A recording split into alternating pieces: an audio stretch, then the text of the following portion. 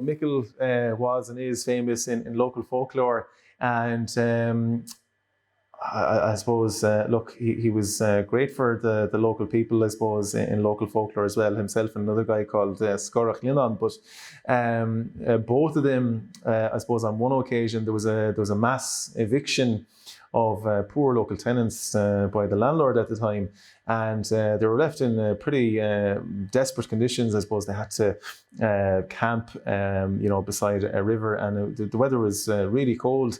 And to be quite honest, I suppose they were dying and starving and everything like that. So Micil, I suppose, and Scorach decided to if you want to call it, even out the playing field. So what he did was, himself and Scorach, they stole a prized bull from the landlord, drove him into the marsh, so that he couldn't go anywhere, and they obviously killed the bull and butchered the bull, and gave the meat to the locals so that they could actually survive.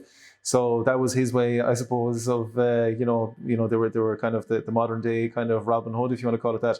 Now, when I say modern day, we are talking 19th century, But so yeah, and I suppose Micil, I suppose, had a great way with people. There was one occasion where his home was raided by the RIC, the Royal Irish Constabulary, and didn't find any equipment or any poteen in his home. But to cut, I suppose, what is a relatively long story short, one of the men actually became very ill and died on the hillside while they were searching for. There was 3 policemen in it, and they were searching for stills and product, and they were obviously unsuccessful in finding anything. But it showed Micil's humanity and character, because he was the one who went out to recover the body, brought it back to his house that night, and the other 2 policemen were also welcome to stay. And they actually had a wake for the dead policeman that night, and of course the poteen did make its way out after that. The next day, after everything had, if you want to call it, gone back to a relative sense of normality, the district inspector paid a visit, and he was, how to put it, quite surprised, I suppose, by how well Micil treated his men. And he said, "Look, Micil, we know you're a distiller. We've just never been able to catch you at it. And of course, we have been paying a lot of visits, giving him grief, basically." So he said, "Look, for your good deed, would you like us maybe to turn a blind eye to what you're doing and not worry about us?"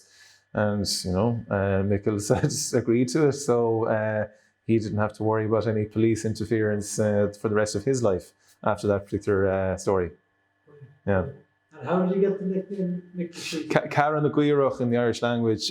So he was, I suppose, the part of Connemara where we're from is quite hilly and mountainy, and obviously there is the greener parts, which is kind of the kind of more lush grassland, as lush as it can be in Connemara. Around that, then you have the more hilly areas, and I suppose there would have been a lot of sheep farming around there, and Micil was no different. He would have kept sheep, but he was an excellent man to sort of find his way on that terrain. He knew it night and day, and there was very few, I think, like him, who had such kind of speed, agility, and just an innate knowledge of the area.